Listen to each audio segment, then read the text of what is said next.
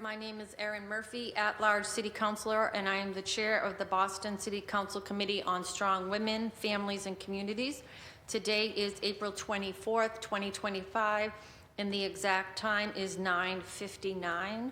The hearing is being recorded. It is also being live streamed at boston.gov/city-council-tv and broadcast on Xfinity Channel 8, RCN Channel 82, and FiOS Channel 964. Written comments may be sent to the committee email at ccc.swfc@boston.gov, and they will be made part of the record and available to all councilors. Public testimony will be taken at the end of this hearing, and individuals will be called on in the order in which they signed in, and they will have 2 minutes to testify. If you are interested in testifying in person, please add your name to the sign-up sheet at the entrance of the chamber. If you're looking to testify virtually, please email our Central Staff Liaison, Megan Kavanaugh, at meghan.kavanagh@boston.gov for the link, and your name will be added to the list.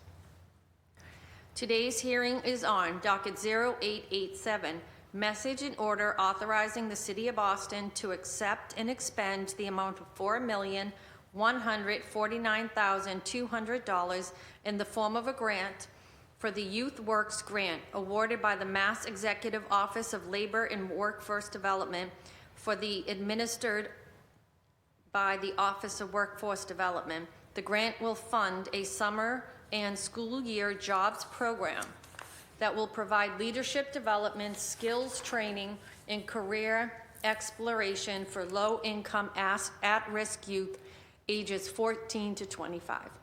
This matter was sponsored by the mayor and was referred to the committee at our last council meeting on April 16th, 2025. Today, I am joined by my colleague, Councillor Flynn. Councillor Flynn, do you have any opening remarks? Thank you, Madam Chair. I don't necessarily have any opening remarks. I just want to thank the administration team for being here, for the important work that they do, and looking forward to learning more about this grant, Madam Chair. Thank you. Thank you. I also looking forward to learning more about how this grant and how this money will be administered differently from all the other great work we do and the expansion that we have invested in our summer youth and school year jobs for youth and then young adults. But I'd like to now introduce the panelists. We have Joseph Lee, who is the Chief of Staff in the Office of Workforce Development, and Anna Scher, Assistant Deputy Director for Grants Management, Office of Workforce Development. Thank you for being here. So I know you have a presentation, and if you could start. Thank you. Well, thank you for having us here to talk about the grant and the great work that the mayor has done and the council has supported through the YEO and other youth programs. So I'd like to hand it off to Anna here to go through the slide presentation that we have and then answer any questions the councilors may have about more specifics of the grant. Thank you. Great. Thank you so much for having me today. I'm looking forward to sharing a bit about our Youth Works program. As said, my name is Anna Scher. I'm the Assistant Deputy Director for Grants Management with Office of Workforce Development within the Worker Empowerment Cabinet. I'm here today to talk with you all about our Youth Works grant.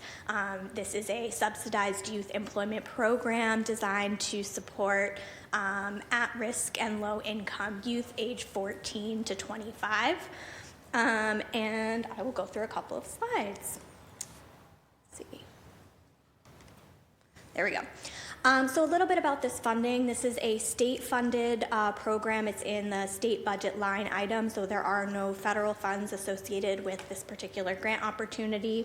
The funds are awarded by the Massachusetts Executive Office of Labor and Workforce Development and managed by Commonwealth Corporation, which is a quasi-governmental agency. They set policies and priorities for the use of these dollars, and I'll talk a little bit more too about some of the framing that they have provided around how this program should be delivered and the requirements, and really setting some excellent standards based on evidence-based practices of how these dollars should be utilized to benefit our young people. Once the funds are made available through the Commonwealth Corporation, they're distributed to local workforce boards. Boston is one of 16 of those regions, and we apply annually for these funds along with a handful of partners and community-based organizations.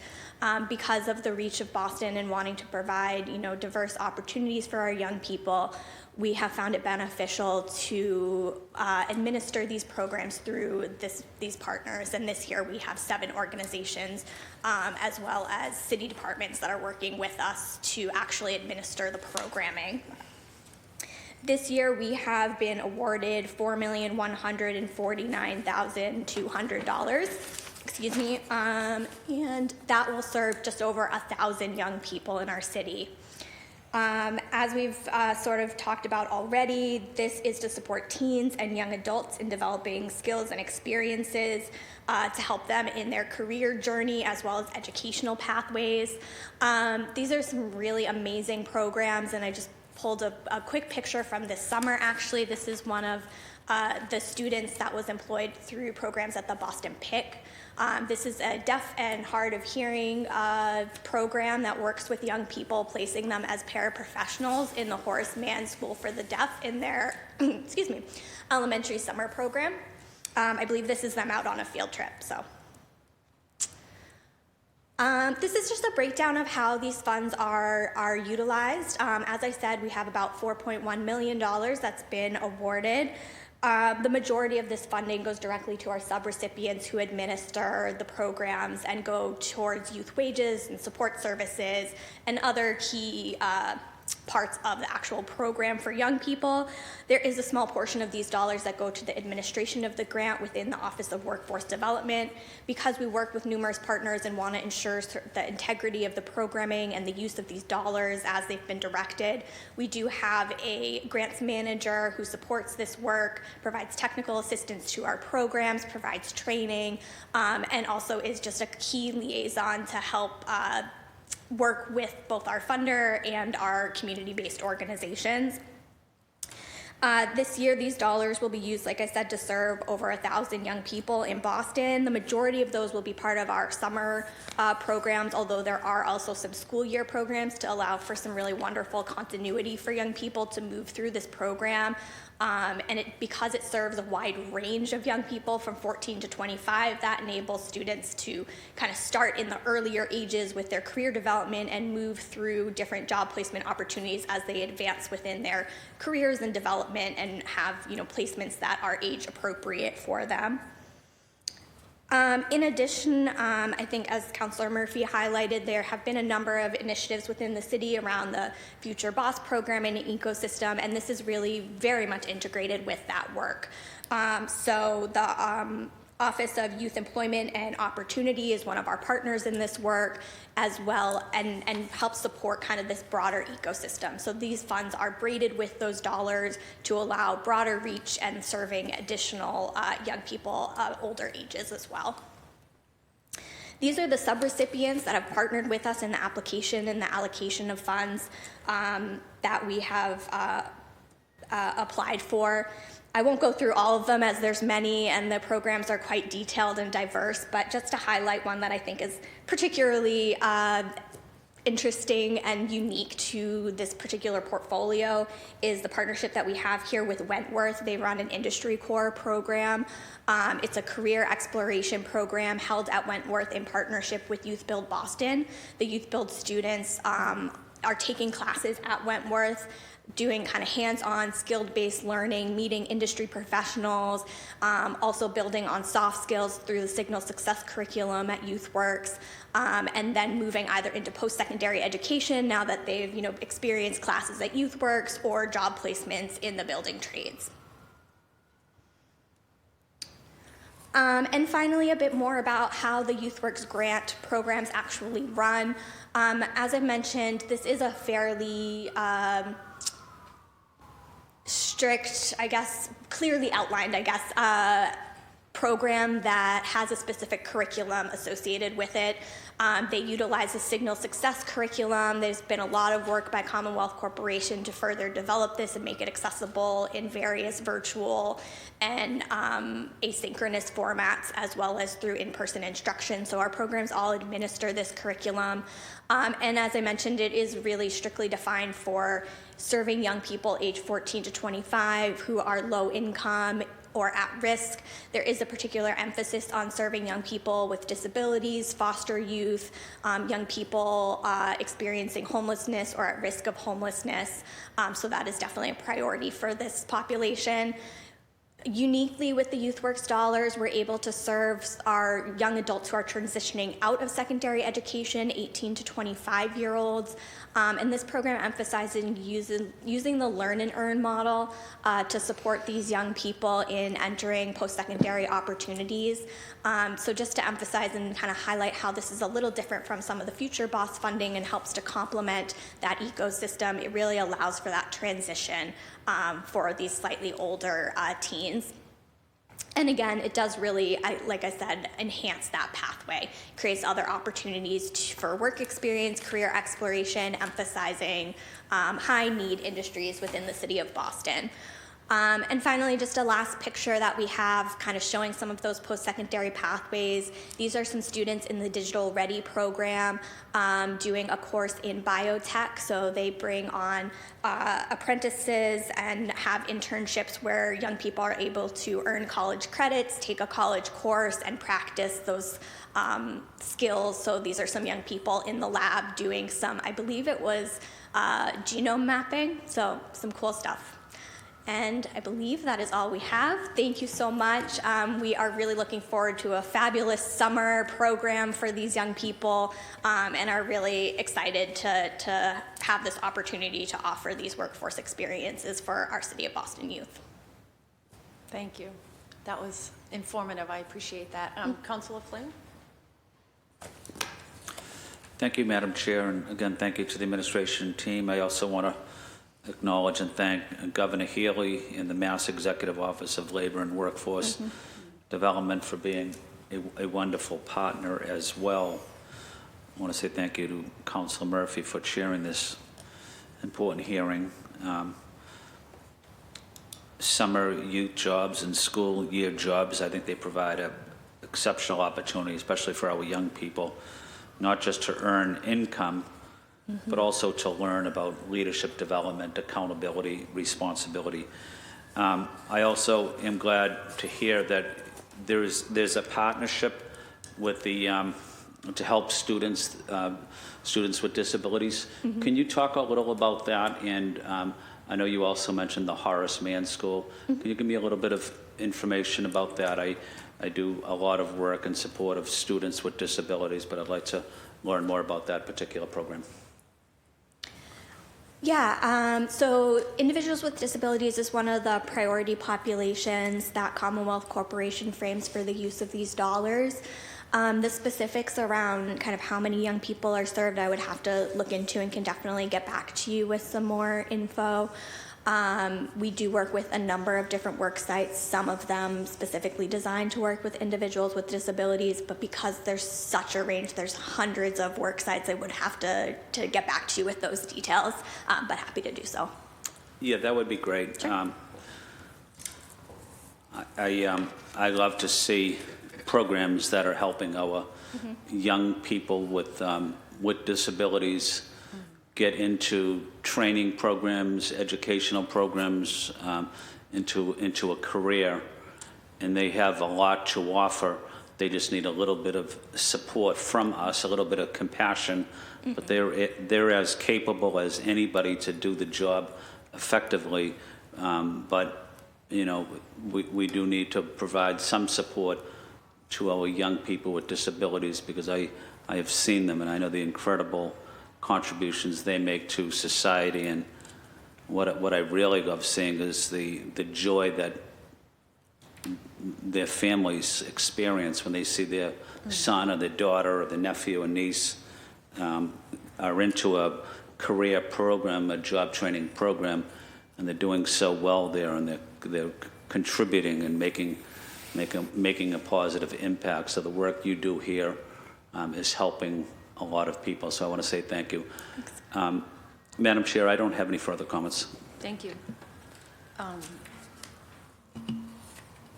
So this is a wonderful opportunity for us, and you shared last year's amount too. How many years have we been getting this grant, do you know? At least, I don't know, but at least for the last several years. Obviously, it's been fluctuated, the amount has changed. There were years where it was greater due to things like ARPA dollars that were able to be invested from the state. Yep. But no, last year was the first year that we finally went back to what I guess we can call level funding. Okay. And it seems as though the expectations, the priority populations that Commonwealth Corp lays out target a demographic that I know you don't ignore in our city youth job opportunity, but if you could just explain that partnership, and if students who have disabilities or would fall into the category, like you mentioned, low income, do we gear them more towards a job that's being funded through this money and not taking up a youth summer, if they would fit? Like, if you could talk me through that, that'd be helpful. Exactly that. So Youth Works, as both counselors know, or not Youth Works, sorry, Success Link, that's the 17, give or take, $1 million, the city investment. This is leverage funds against that. So just exactly that, as you said, Counselor, if there are youth that are identified in those criteria that Commonwealth Corp put, we will try to use these funds first, just to make sure that we're giving them the support they need, and we're not taking, we're not kind of prioritizing or anything. So we have that. So this is kind of leverage funds to help us assist those that have been identified as low income, at risk, and or potentially have different abilities. So if I'm an applicant, do I see anything different? You don't see anything. You wouldn't know. It's just how you pay these sub-recipients. Exactly. With different funding. So you don't have to go. So if I'm a student with a disability or a low-income student and I go on May 10th, say. Yep. And I apply, but what if I apply to one of these jobs that's not listed as a sub-recipient, then you're not allowed to use the funding? But if they do apply to one of these? So there is a difference. So ABDC, for example, that's a great example, right? They get, if I'm not mistaken, they're one of the 7 that get separate funding. So they can run their own, they have their own separate summer youth program. But the $1 million or so that goes to Success Link. Yeah, because I see that we also give ourselves money. Yeah, so that goes out to some of the sub-recipients, and those sub-recipients that get that have to follow the Common Core's, I guess we'll call them pillars. Yeah. On that. So you as an applicant, so if Erin Murphy, 14-year-old, goes to the Future Boss website and applies, you're not going to see anything different other than on our side there's a filter that says, hey, I need something that is bilingual, as I'm sure you have perused the site yourself. So they'll filter in so that way they know what organizations can take individuals that have specific needs, but there's no filter that will say these are Youth Works dollars or not, right? Because we don't, and as we mentioned in other responses, is we don't quote unquote tell our recipients how many jobs they have to. Yes. If you're saying that you have 100 jobs, we assume that within that population there is a number of jobs that is dedicated towards these needs. It could be all 100, it could be 25, and those 25 would get additional supplemental dollars from the Common Core through Success Link, just because that's the way we would break it out. So how do these two departments work together? Obviously, you work well together, but how is that communication? We communicate very closely, particularly with YEO. As the subrecipient here, we participate in all of the Future Boss ecosystem meetings and have just an open line of communication with their team, both the direct service staff and leadership, and work together to make sure we can best utilize these dollars. One of the ways that we do that, for example, is that because there are some strict requirements around demonstrating these barriers or low income status, if a young person, is interested in a summer job but doesn't have that documentation, we might say this would be a better opportunity for a different funding source, but can still sort of receive those support and that leveraged assistance through the Commonwealth Corporation funds. In particular, these dollars have a little more flexibility for the use of administrative supports and costs that other dollars don't always allow for, and so we can kind of enhance the program infrastructure and provide those additional forms of assistance or curriculum that's needed for young people who might be facing some of those barriers with these dollars. And the population of undocumented youth, do they fall in one of these priority? Or if not, how do we capture them, and are they also allowed or able to apply to a youth summer job? So that is dependent on the organization that we would fund. I don't have a clean answer. I know we do partner with Moya, and they do have a number of jobs that they do work with other nonprofit groups, but specifically I don't have a kind of... If they applied to a City of Boston department, would they be able to, or no? That's something I would have to look further into, because every organization has their own processes on handling that. Okay. And these dollars for YouthWorks cannot be used for undocumented students. That's the guidance that we've been provided by the state. Okay. And one last question. What is the relationship between Commonwealth Corporation and the Boston PIC? Okay.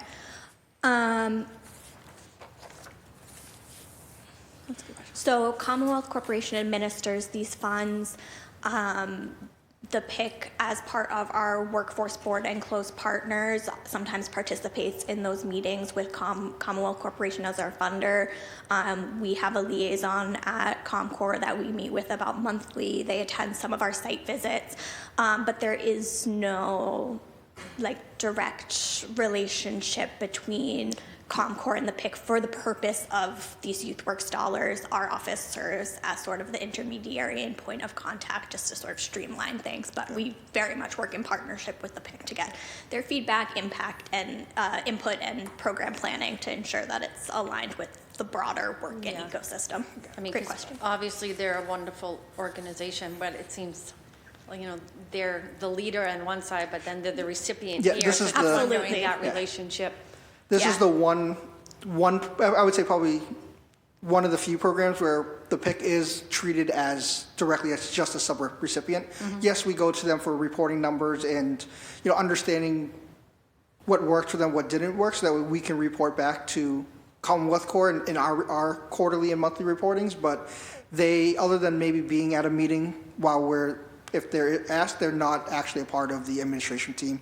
Very confusing, because as you mentioned, 97% of all the other dollars we have spoken about, the PIC administers the funds, right? Such as the WIOA dollars that we've met over. But over here, it's fully the Office of Workforce Development, and then the PIC is one of the 7 sub-recipients, and that's how we treat that relationship, even though it's the waters are a little bit murky sometimes. Yeah, but they're obviously a willing participant. Oh, yes, yes. And Neil- they much. receive it. Yeah, that's great. And it allows us a lot of flexibility too. So although it's complicated and certainly not easy to navigate, it just allows us to really do more with these dollars. And when the funding amounts fluctuate, it allows us to, be flexible and responsive to that and still ensure we're keeping our young people center and providing those services. Awesome, thank you. Well, we've been joined by Councilor Worrell. Councilor Worrell, do you have any questions? Yes, thank you, Chair, and thank you to the panel for being here. I guess I'll start my questioning off with, in the description of the grant, it says the grant will fund the summer school year jobs program that will provide leadership development, skills training, and career exploration for low-income, at-risk youth ages 14 to 25. How are we defining at-risk? So, one of the 7 recipients, Counselor, if you looked at the package, is our YOU program. So that's our Youth Options Unlimited program that we administer to at-risk youth between 14 to 25. So that's one arm of that, and that group is a internal program within OWD that works with Isaac Yablo and his community safety team, as well as BPD, More Than Words, a couple other groups that identify individuals that may require those services, and it's full wraparound. So not only are they getting career exploration, they also get a case manager to help them with, maybe food insecurity, housing insecurity. Right. So the identification process is usually through a recommendation from an organization to YOU. And then Anna can kind of break down, but that's how YOU works, and they're one of the 7 recipients. But for ABDC and others, Anna has a better grasp of that. Yeah, there's a number of populations that the funder sort of calls out as priorities. So among those, the ones I think we most commonly focus on and see represented among our partners would be young people, foster youth, individuals exiting or with experience in the foster system, court-involved youth, as Joseph outlined, individuals with disabilities, minorities, and LGBTQ youth.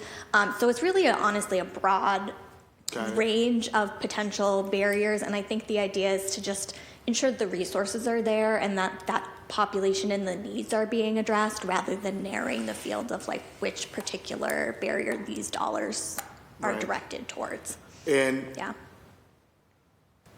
this, how many years have we received this grant? So this is the first year the city is directly receiving it because of the transition that occurred from the EDIC to the city. But as Councilor Murphy had asked, for the last several years, we've seen these dollars. And the numbers have always fluctuated due to, ARPA dollars being able in previous years. And then, as I mentioned last year, really kind of getting back to level funding. Got it. And are the percentages, I know the number changes, right? Like the amount that we're awarded. But in terms of like, have our partners grown? And then if our partners haven't grown, has the percentage of the grant been the same for all of our 7 partners? Our partners have grown. A couple of years ago, there was a pretty big expansion of the youth work funds that were supplemented through ARPA dollars, and we added several partners. We're now seeing this funding kind of return back to sort of a level funding of what we saw before COVID. Most of our partners have stayed relatively at the same percentage, but it does fluctuate, particularly as we've added partners and as the Future Boss ecosystem and Success Link has expanded to ensure that we are covering any gaps or addressing different needs. As a region, Boston has received a similar percentage of funds, so typically that's been around 30% of the funding that's gone to the state has come to Boston, and that's something that we continue to advocate for very strongly, as there's a lot of competition for these dollars, especially as the workforce funds diminish and the availability of those resources become a bit scarce. Got it. And go to YOU Boston. Throughout the years, has their portion of the grant increased, decreased, or stayed flat? So they have decreased, and that's just due to ARPA dollars not being available. But if we look pre-COVID, they are pretty much back to where they were before COVID. So a lot of, as Anna mentioned, when the state was able to give us ARPA dollars through this fund, we've added more partners because the percentage is greater. That, not the percentage, but the amount, 30% of the amount is greater. We were able to give more dollars, but we have now, like I said, returned back to kind of pre-COVID numbers. Right. So while YOU, a great program, they were getting more dollars because we had more dollars to give, but percentage-wise, it's relevant at the end of the day. And do we know, and I'm going back to YOU just because, the program offers subsidized deployment for youth who are court-involved, gang-involved, or at risk. Yes. And I think that we need to make sure that, we're wrapping our arms, our resources around this population, just to make sure that they understand there's other, paths and opportunities out there for them. So do we know how many, what's the size of students that want a job, and then how many jobs, how many students are over, or young people are over at YOU Boston, and how many jobs are there allocated? So YOU does a 2-program system. So they have a summer program for the same that lasts the same duration as our Success Link program, and then they'll do a fall/winter cohort. They'll probably see between, and these are all referrals, so there isn't Brian wants to sign up. It's more referral because we want to make sure we're hitting that target population. They'll probably see about 80 to 85 kids during the summer, and all 85 will be broken up into cohorts. So there's a DJ cohort, there's a construction cohort. If we have a group of people who are interested in hair and makeup, there's a cohort for that. And they also do take in the intentionality of making sure that the cohorts are safe. With that being said, if there are people from certain neighborhoods that can't be together, or they just can't be out, right, they offer virtual as well, so that intentionality is there as well. So they'll see 80 or so. Over the course of the year, they'll probably see close to 200 when we add in the school year program, which is the same model. This past year, we've had kids take the DJ cohort, and then they actually get on the radio and do a set. We've had kids who were in our entrepreneur track and then became our VITA tax preparers, which is our free tax care providing through the Tax Help Coalition. So we had 2 individuals actually start to prepare taxes, and then they came back to me and said, I can't come back next summer because I'm moving, next tax season because I'm moving out of the area, but I'm going to be setting up my own little shop, so that way I have my IRS certification, so now I can give taxes, and I'm going to go to my new friends or my family and charge them a little bit and see that entrepreneurial spirit build up. But yeah, I would say 80 or so in the summer, and then overall around that 200, 250 number kind of come through our doors. And some kids, as you know, are more ready than others, so some are a quick touching point just to make sure they understand what they need to do, and others, they're with us from July all the way through the end of May. Specifically, the YouthWorks dollars are funding about 60 seats at YOU, focusing on the summer slots. Got it. And I think what's unique about these dollars is that we don't have a set cost per student that we have to stick to. So in the case where we're serving a young person with justice involvement who might need those additional, supports that really wrap around and provide that additional services, we can do that with these YouthWorks dollars and provide a depth of service for those young people. Nice. But it does sound like there's a need for more investment at YOU because you're saying there's 200 plus young people over there. There's only 60 seats that the YouthWorks. There's other funding that is braided in with the YouthWorks to help cover the one. To cover all the way up to the 200? Yeah. So there's donation dollars that come in. There's operating dollars from OWD that help kind of supplement. They are applying for grants constantly as well. So YouthWorks is just one of many funding sources. All right. I guess through the chair, I would love to get like a breakdown of all the funding that goes into YOU. Yeah, we can definitely get that over to the IGR team to get over to you, Counselor. Thank you. Oh, my time's up? No, Okay. keep at. No, you're good. I was saying thank you for that question. Yeah. I think I asked that one. Yeah, for now, no further questions, Chair. Thank you. No, thank you. Thank you for your thoughtful questions. Council Flynn, do you have any other questions? Thank you, Madam Chair, and again, thank you to you for chairing this important committee meeting, and want to say thank you to our colleague, Council Worrell, for his important questions as well. I asked one specific question earlier, but maybe if I ask one more question, and if you want to provide me the answer later, maybe next week or so. But I would be interested in knowing what the Horace Mann School does in terms of some of the training, education that they provide students. At some point, I would like to visit and see for myself. I've visited them before, but I always had great respect for the mission of the school. But if you could let me know maybe next week of some of the programs they offer, I would be interested in learning more, and at some point I would like to visit sometime later this summer. We can certainly provide that for you, Counselor. And as Andy mentioned, we do site visits from time to time with the Common Core team. So there, once we get that schedule, if Horace Mann is one of those sites, we can definitely share that with you and other counselors if there are sites that you would love to see. So that way, one, you get to see it in action, right? So that you see the dollars actually working, but also there are some depths around, obviously, the pillars that Common Core put into place that, while we can try to our best to answer, it might be easier, if you ask the horse directly at the end of the day. Yeah, no, thank you. I appreciate that. And it's a great recommendation, great suggestion. I do a lot of work with disabled veterans across the country, but certainly here in Massachusetts. But I do like to talk to them individually or talk to their teachers and learn about their experiences and how we could better help them, or support them, I should say. So looking forward to an eventual tour and visit. And again, want to say thank you to your team for the important work they're doing. Thank you, Madam Chair. Thank you. Councilor Well, do you have any other questions or closing? No further questions. Thank you, Chair.